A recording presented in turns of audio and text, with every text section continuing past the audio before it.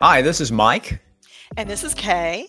and welcome to the second episode of our journey with respect to transition as parents of a 34-year-old profoundly autistic adult child. And we want to talk about transition differently, and hopefully much more optimistic and much more exciting, because we know for many of you it's just super stressful, and it was super stressful for us for many years too. There's so many things to worry about, what's going to happen when they age out of the school system and all this other stuff. So we want to talk about really more of a transformation than transition. And as we all know, transition is any change from one environment to another. In the world of special needs and disabilities, it's particularly challenging. We all have transitions in our lives, from home to college to living alone to living with partners. So our sons and daughters go through this also, but to a much lesser extent because they have fewer transitions in their lives. But certainly they're going to change. They might move, you might move to another home. They've got to transition, or they might change a program that they're going to. In this case, they might be coming out of school, or they might change a job. And all of these require some type of transition. Right. So in the transition for parents that have someone that's level 3 autism or severely autistic or profoundly autistic, is sort of a different animal for your other kiddos that aren't faced with those same challenges.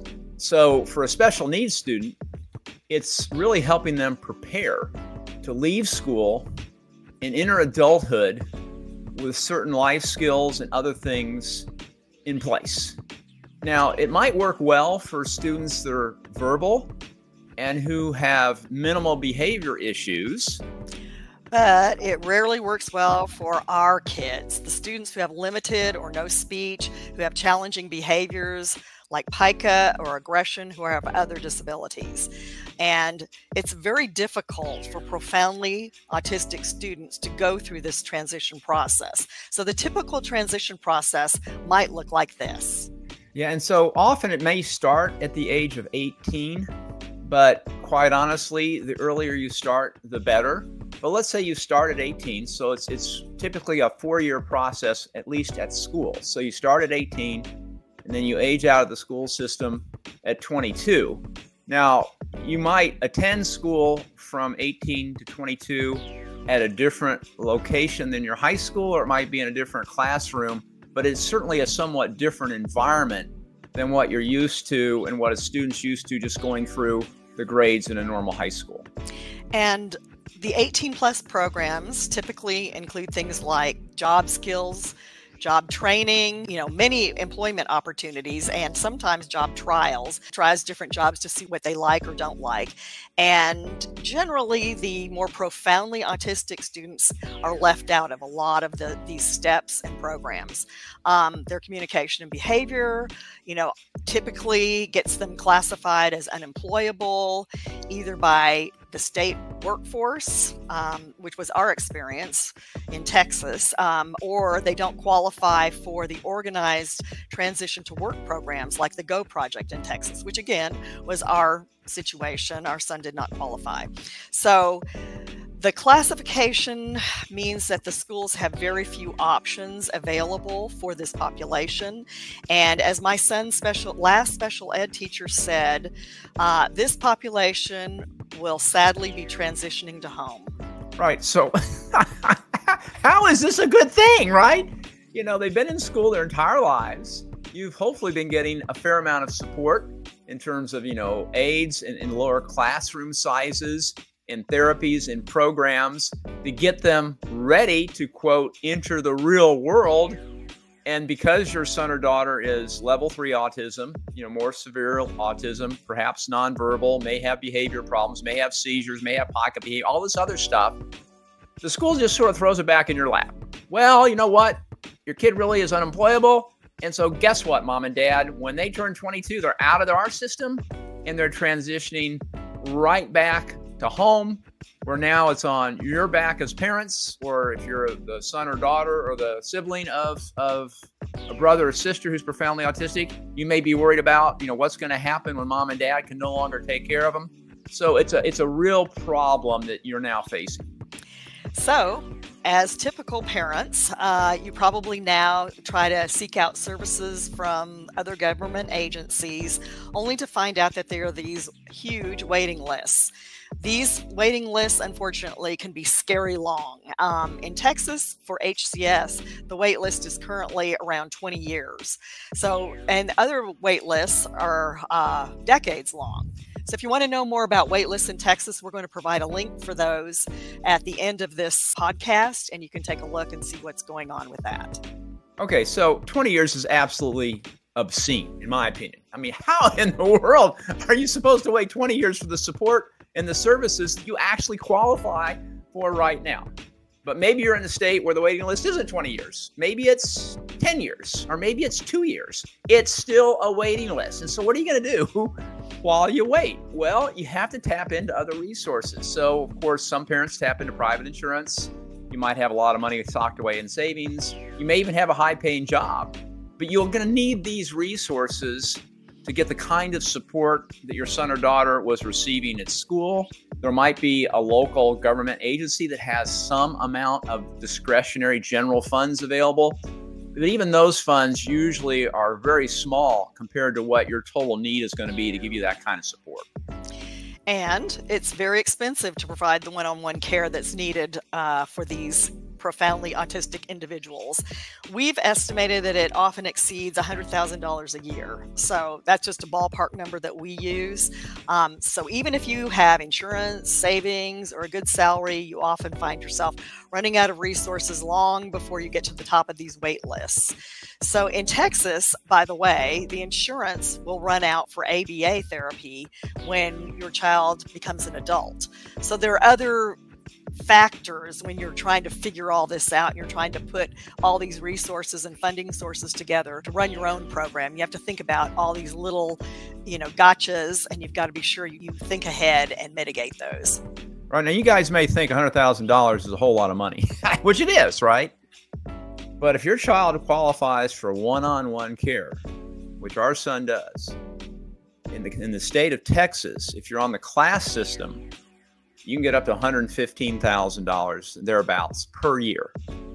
If you're on the HCS waiver, that number goes up into the $160,000, $170,000 range. Now, that is assuming, other medical issues besides just autism, perhaps. But the state has already recognized how expensive this is.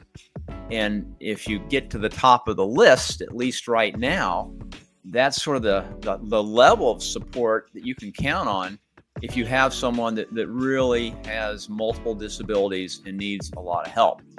Regardless, though, when your child exits the school system, what we've learned over the years is you really need to set up a program, with the staffing, with multiple folks coming in, with the redundancy tailored to your specific child's needs. This can be very challenging. So you can try to cobble together, all this help. You can say family, friends, church people, professionals, you can try and put all this together, but it's not ideal. And especially if these people are not being paid, then you may not be able to count on them.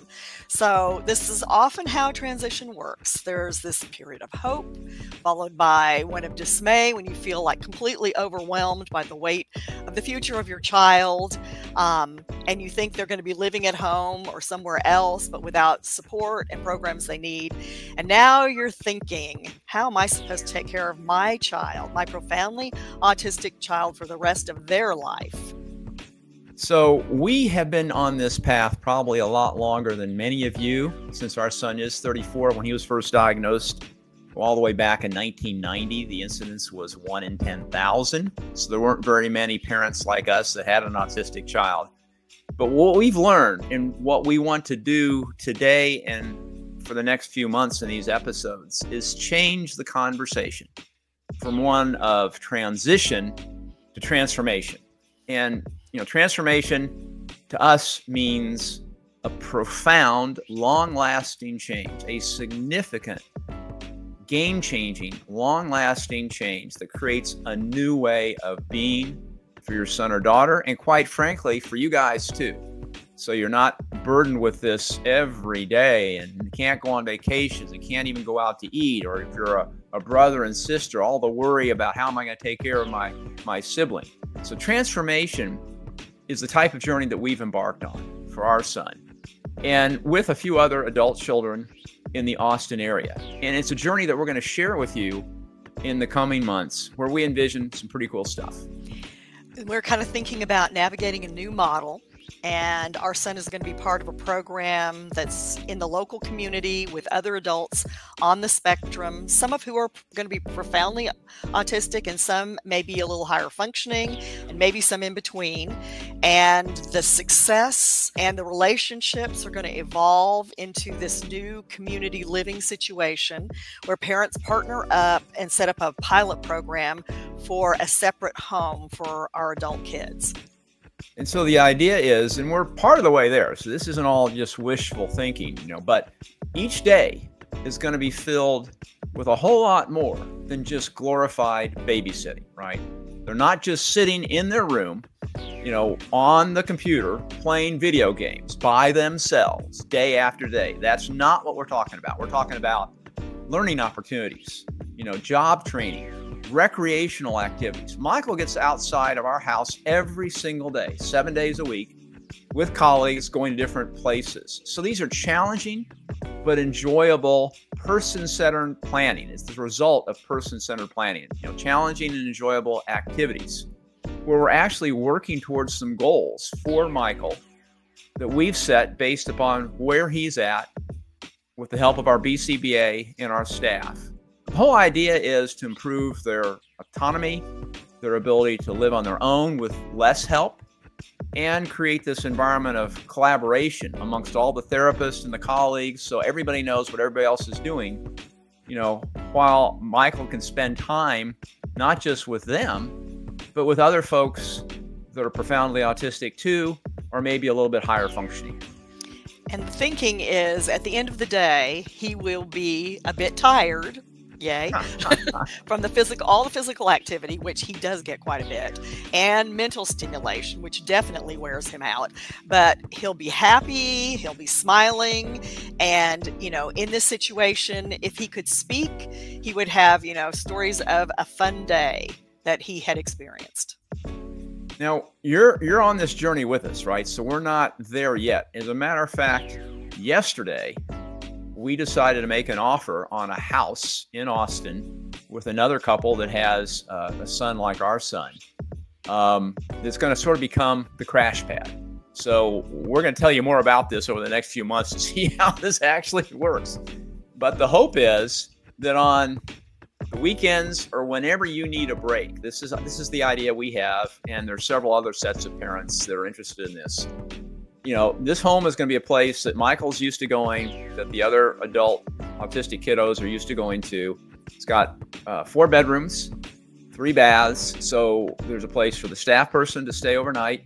It's large enough that other colleagues can come in and visit. It can accommodate up to 3 folks like Michael at the same time. And it's going to be fun, right? They go to the crash pad. They get to stay up at night maybe and watch a movie.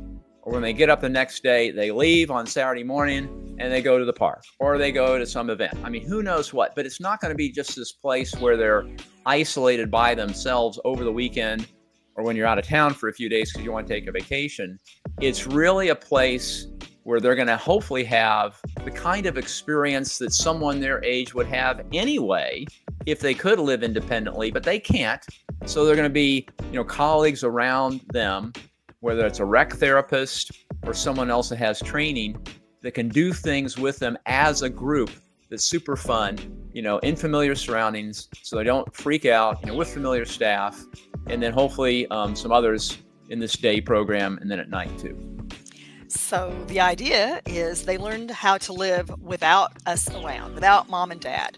This is going to include all the daily living stuff is going to get taught, how to do their laundry, how to make their beds, how to prepare the meals, how to take an effective bath, not just, cursory, bathing that we all know about, how to brush their teeth correctly, how to live a normal life, that with proper hygiene. I think that's important. They're going to receive enough help so they can slowly become more and more autonomous.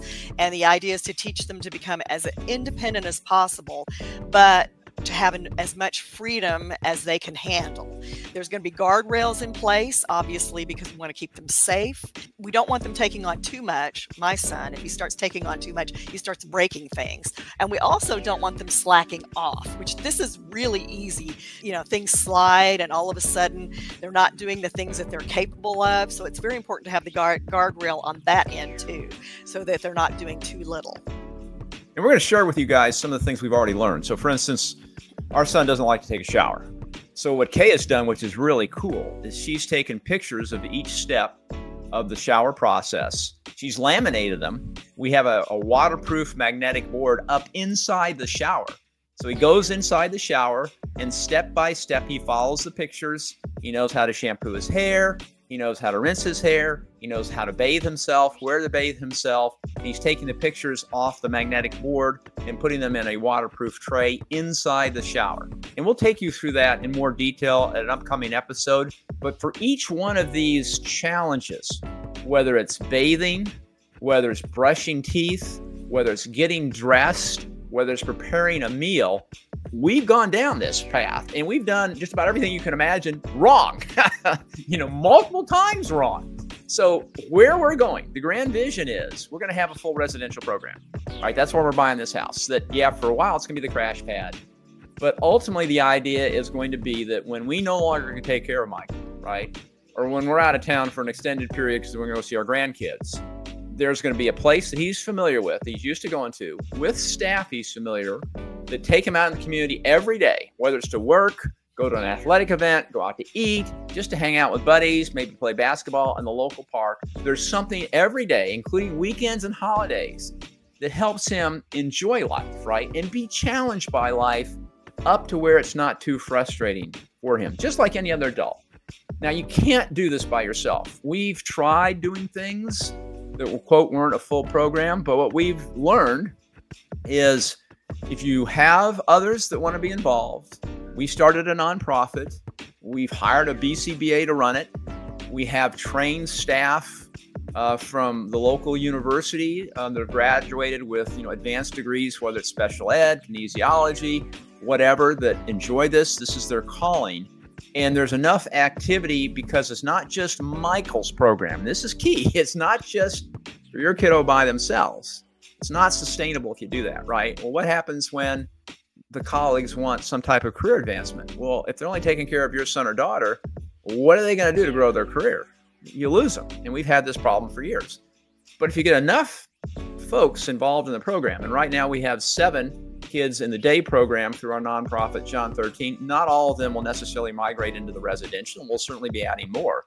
But it's the idea is when you have half a dozen, then you have advancement opportunities for the staff. The kids themselves have a lot more fun, right? Michael with his buddies, they get together and they have a much better time. And they get to do all kinds of cool things outside of the home that wouldn't be nearly as much fun as if they were by themselves or if they were just one other friend. So that's sort of our vision is, moving this program forward and doing it through our nonprofit, John 13. And if you're interested you can go to john13.org. That's just the day program right now, and take a look at what we're doing there. So this is our idea of transformation. Now, your transformation may look different, but we're thinking that we've tried a number of things and this is where we are. The thinking is every day we'll have challenges. It'll be mixed with fun activities, but also there's going to be growth, joy, and excitement for our son. And this is really key, and it sounds ridiculous, but no one's going to get kicked out of the program for their, behaviors. This has been an ongoing problem. In our situation, the problem's been more he never gets into the program because of his behavior. But I have friends, and I know lots of people who've had kids get into programs and then get kicked out of programs because of their behavior. And this is not the way that a parent putting their child, entrusting their child to a program that's supposed to be a lifelong program where you can understand that your child will be taken care of when you're gone is very, very important. And when you have the fear of, we call it fear of getting kicked out, you have this fear, then you never know if you've succeeded in that lifelong planning for your child. So we don't want to have to worry about that. We want to worry more about the fun, the activities, and our son leading a truly enviable life. And this may sound too good to be true, but this is really what we're committed to as parents. And we have other parents that I think share this vision and this dream. That part of that enviable life is absolute trust in the staff, in the program, that whatever behavior arises can be managed. And we've so far had a variety of different individuals come into the day program with all kinds of severe behavior, and they've been kicked out of other programs in the past. Not a single one of them has been kicked out of our program. That's not our philosophy. Our philosophy is, look, if you buy into what we're doing, and if you really think this is the way to go, we can have the program in place, we can anticipate all types of behavior, and have already protocols in place so that when someone arises, it's been anticipated, it's been practiced, colleagues know how to step in. As an example, we had a new citizen join us, big guy, and he was sitting right next to Michael on a sofa. And the colleagues were on either side. One of them should have been between them, but anyway. And so Michael likes to pinch people when he's being ignored. So he pinched this new guy. Well, the new guy didn't like it. And so the new guy, smacked him. Didn't smack him that hard, but hit him. Well, within 2 seconds, colleagues had intervened, right? Now, you may say that should never have happened. Mom and dad, anybody that's been doing this stuff is going to happen, right? I don't care how great your program is. You're going to have things that come up that you had thought you could have prevented, and they're just going to happen, all right? My point is, while that shouldn't have happened, things like that do occasionally happen. We had protocols in place. The colleagues immediately stepped in. No one got kicked out. Michael wasn't hurt. The other guy had a bruise from the pinch, but his parents understood. As a matter of fact, his parents were relieved that he wasn't the one that was blamed for hitting and getting kicked out of our program. So this is the kind of stuff that, we probably all have experienced, but we're really committed to hopefully going down this journey with you over the next few months, maybe even years in this podcast and these YouTube videos, and sharing with you more of what we've learned, some of these kinds of mistakes, specifically how we've overcome them.